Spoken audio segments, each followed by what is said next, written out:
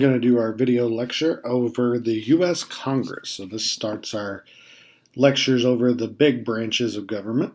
So talking about the Congress, first we'll look at, what are the differences between the House and the Senate. So we know the Great Compromise was was because of the idea that we should have one House of Congress that represents the people equally and one that represents the people based on population, so bigger states have more influence. So each congressperson is elected to represent a constituency. So that's the residents from within the district in which they represent. So when we look at the House and the Senate, we use the term bicameral. That means we have two chambers or houses of Congress. So the House of Representatives is the one that's based on population. There are 435 representatives, and that number will remain fixed unless we were to add another state. But that 435 gets shifted around every 10 years based on population growth. So that's why we do the census, is to some states, after the census will gain some representatives. Some may lose some representatives depending on where the population is. Right now, California has the most representatives at 53, and we are number 3, I believe. In the U.S. Senate, every state gets 2 senators. So every state is equal. There's a total of 100 senators. The Constitution sets slightly different requirements. For the House, you have to be 25. You have to be a U.S. citizen for at least 7 years, so you can be a naturalized citizen. And you serve a 2-year term, and you can be reelected as many times as you want to run. In the Senate, you have to be a little older, 30 years old, a U.S. citizen for at least 9 years, and senators serve 6-year terms and, again, can run as many times as they want. The Senate is considered the more prestigious of the two houses. They have a little less responsibility than those in the House, which means that they can deliberate things longer.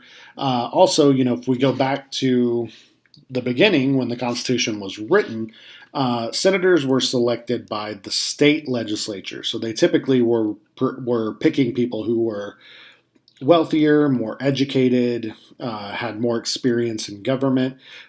So that kind of started this idea that the Senate was more prestigious. And then, of course, today we elect them directly. The House is more centralized, though, and more organized. People are placed on committees. Everything's kind of broken down into pieces, and it's better organized, whereas the Senate does most things as an entire body. The House is too big for that. House members tend to be a little more specialized in certain policy areas.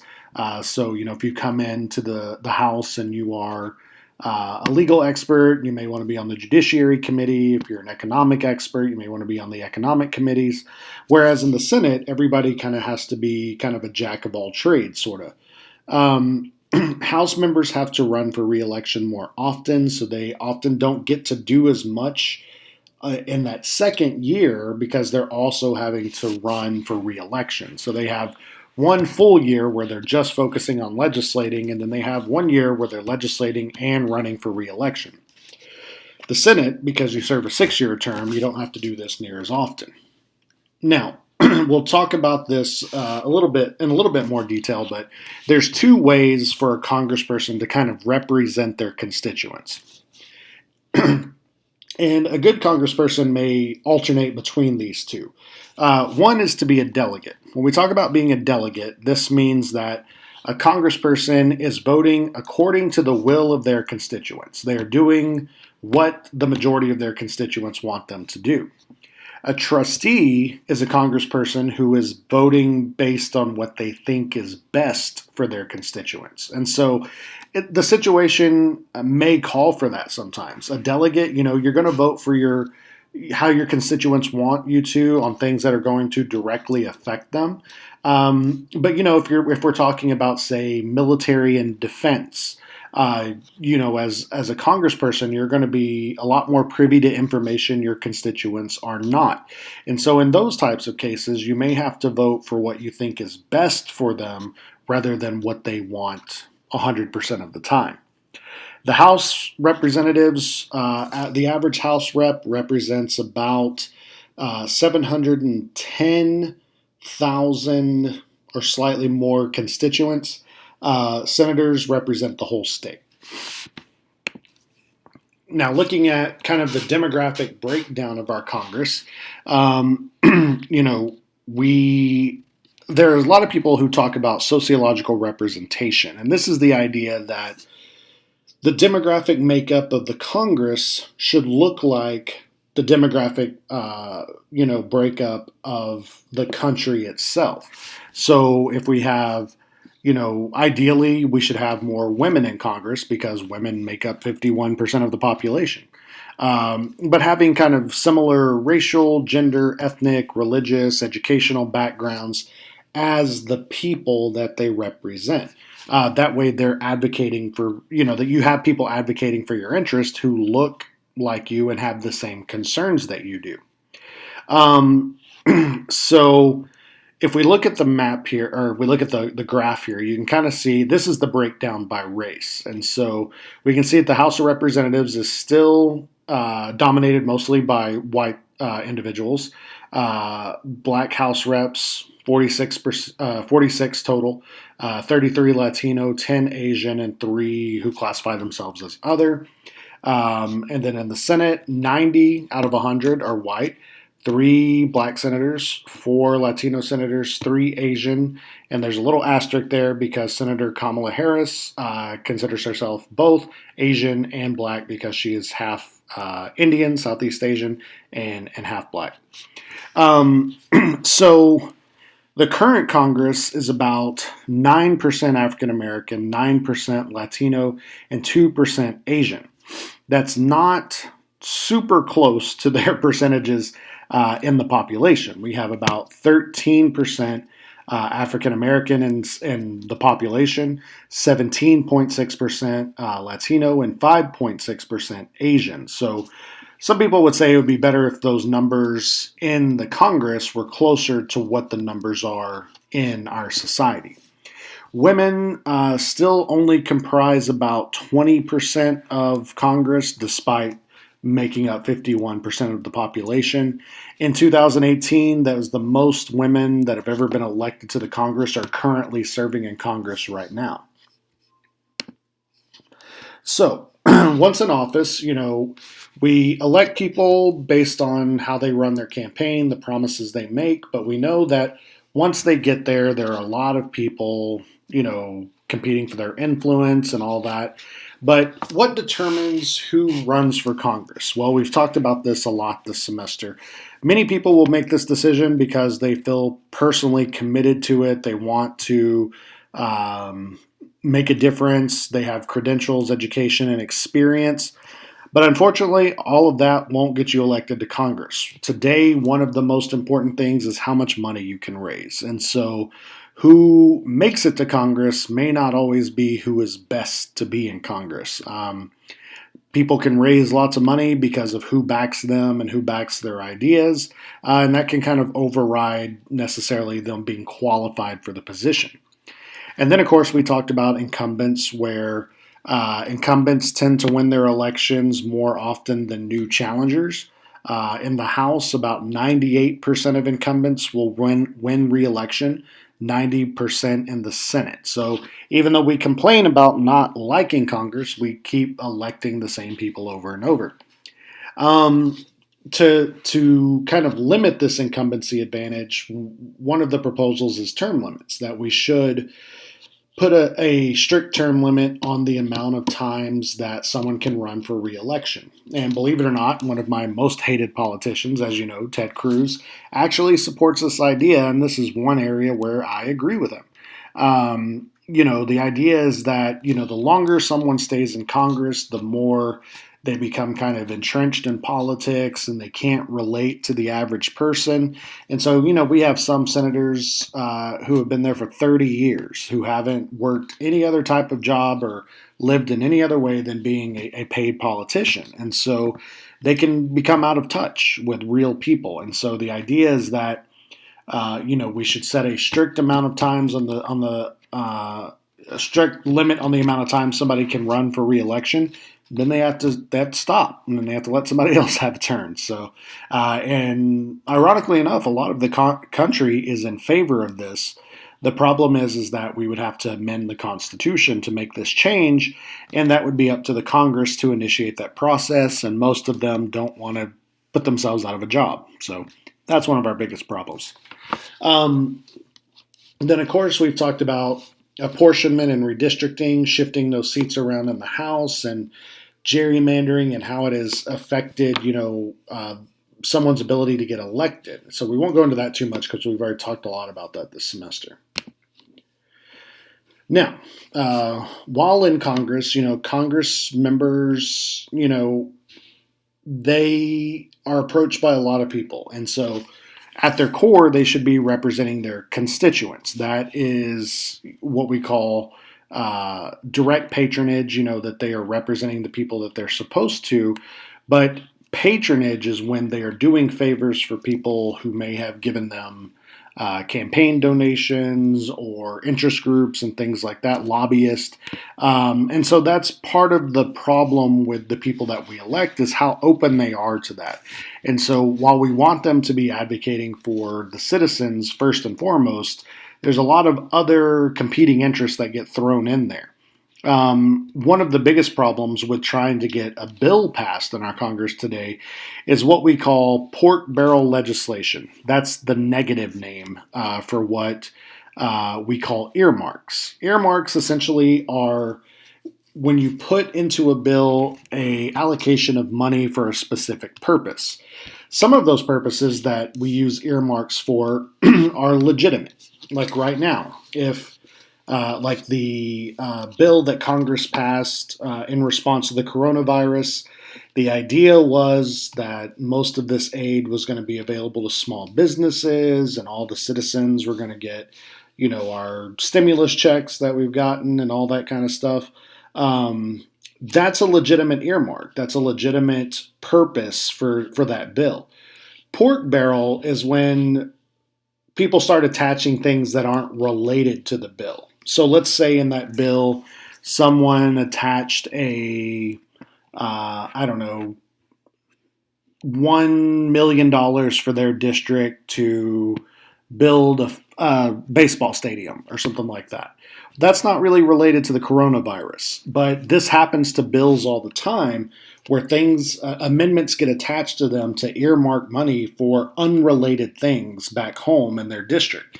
And we use the term pork barrel because it's kind of the idea that it's just, it's wasteful, it's weighing the bill down, it's not really intended for its purpose.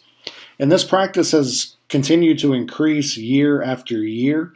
In 2007, there were 15,268 earmarks in bills, and a lot of times these can blow up and result in scandals due to corruption and things like that. They're not always bad. Sometimes we do need money allocated to states for parks and projects and building schools and bridges and whatever it is. But if a bill is for an emergency, say like the stimulus bills, the stimulus in 2009, during the recession, there were 8,000 separate earmarks attached to that bill. And the problem is that if I want to vote for the bill, but I disagree with all the wasteful spending, then I can't vote for the bill. And so it can, there's been a lot of demand in Congress when we're facing an emergency like we are now, that these should be what they call clean bills. There shouldn't be these amendments and attachments. Let's just vote on the purpose of the bill itself, and all this other stuff can wait, but that very rarely happens. Leadership in the House, most of you are familiar with this, but in the House, the Republicans call their group a conference. The Democrats call theirs a caucus. But they come together as groups to elect their leadership. The Speaker of the House is the most powerful person in the House right now. That is Nancy Pelosi. And the Speaker of the House will be of the party that controls the House or the Senate. So Democrats have the most elected members in the House. So the Speaker right now is a Democrat. Then there will be a majority leader who's kind of the second in command to the Speaker of the House, who handles the issues with the majority party, goes and talks to the legislators, gets a sense of where everybody is. And then the minority party has the minority leader who does the same thing. And then there is the majority and the minority whip. These are people that each party has designated to, when there's a big vote coming up, they'll go around, see how everybody's going to vote. If they're not going to vote the way the party wants them to, tries to work with them to get their vote. What can we do for you? Can we put a bill out there? Can we put you on a committee? Whatever it is to get that vote that they need. In the Senate, it's a little different. The Speaker of the House and the House, also regulates the debate, enforces the rules, sets the agenda.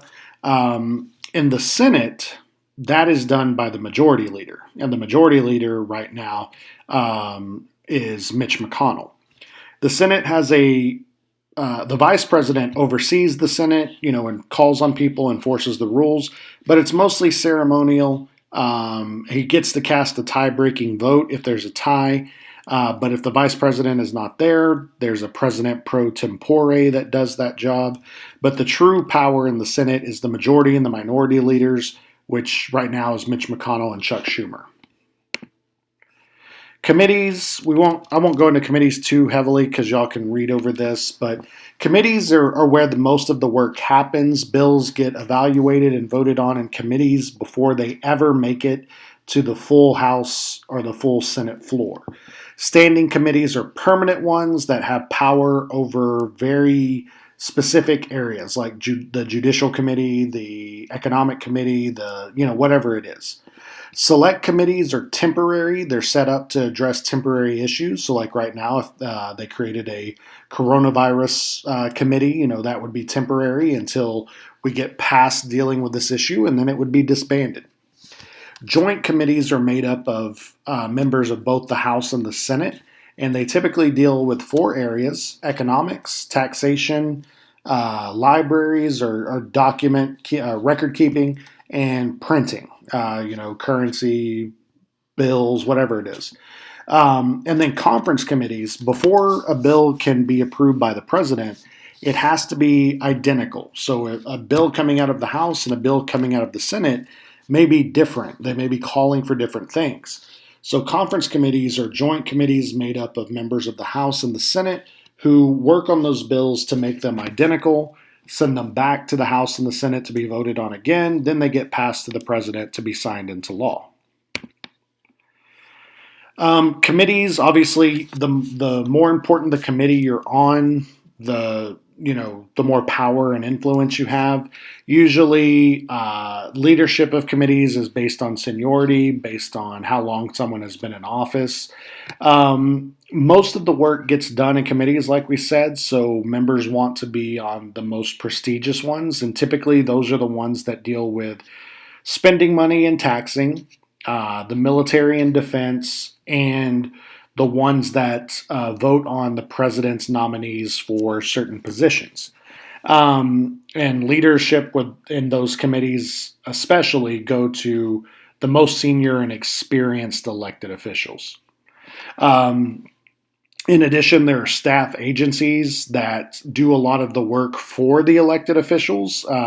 These can be made up of professionals, interns, a lot of different people, lobbyists, but they essentially are the ones who are helping keep the elected officials up to date on what's happening, reviewing things, educating them about what's coming up.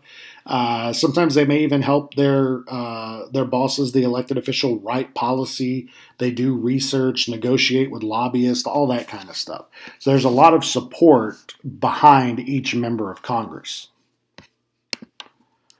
The bill process, on the next slide, I did include a link to I'm just a bill because that video is still very accurate today about how the process works of a bill becoming a law. But a bill is just a proposed law that has to make it through Congress and then to the president. They'll start out in committee, where they'll be assigned to a committee that deals with that specific issue. And if the committee will go through a process of voting on the bill, making changes to the bill, but if it's approved by the committee, it will then go to the full House and the full Senate to be voted on. But bills can be marked up, which means they can be amended, changes can be made, each change has to be voted on, et cetera, et cetera. Some bills will have an open, deliberation where you can add amendments. Some will be closed because the issue is too important for that and they need to get it done. But for a bill to have a success becoming a law, it has to make it out of committee first. Then it goes to the full House and the full Senate for debate, and this is where more amendments or changes can be made. Filibusters can be used to try and block debate on it so it's not voted on. There's a lot of tactics that are used that we'll go over here in a bit. Amendments, anyone can add an amendment to a bill. Each amendment has to be voted and approved, but it can prevent a bill from being passed. Like we said, if I agree with the bill itself, but not all the amendments, it makes it hard for people to vote for it. So that can often slow this process down and prevent things from happening that need to happen. Today, because of polarization, a lot of our votes in the Congress are not bipartisan. They're falling along party lines.